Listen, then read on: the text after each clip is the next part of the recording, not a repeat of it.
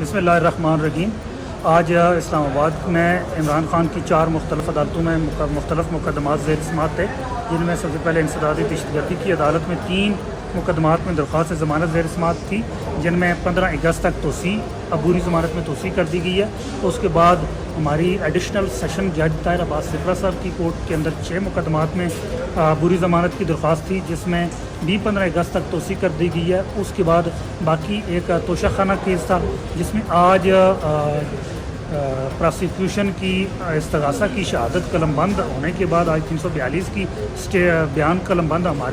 ہمارا ہونا تھا، جس کے لیے جج صاحب جو ہمایوں دلاور صاحب انہوں نے جیٹ انجن لگائے ہوئے کیس کو اور سپیڈ سے دوڑائے جا رہے ہیں، جس میں ہم نے ان سے وقت کی اور مہلت کی استدعا کی، اور عمران خان خود روسٹرم پہ آئے اور انہوں نے وہاں بھی آ کے استدعا کی، لیکن ان کو ایک مناسب وقت نہیں دیا جا رہا کہ جو انہوں نے 35-36 سوالات تیار کیے ہوئے ہیں ان کا جواب دینے کے لیے، اور اس کو کل 9 بجے تک اس کی سماعت ملتوی کی گئی ہے۔ اور اس کے بعد نیب کورٹ کے اندر القادر کیس تھا، القادر کیس کے اندر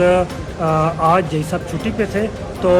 عدالتی عملے کے ساتھ ہم نے استدعا کی کہ باقی مقدمات میں چونکہ 15 تاریخ ہے تو اس میں بھی ہمیں 15 تاریخ دے دی جائے، لیکن ہمارے باوجود استدعا کے انہوں نے کہا جی کہ کل کی تاریخ دے سکتے ہیں، اس سے آگے کی ہم تاریخ نہیں دے سکتے۔ تو پاکستانیوں، یہ ہے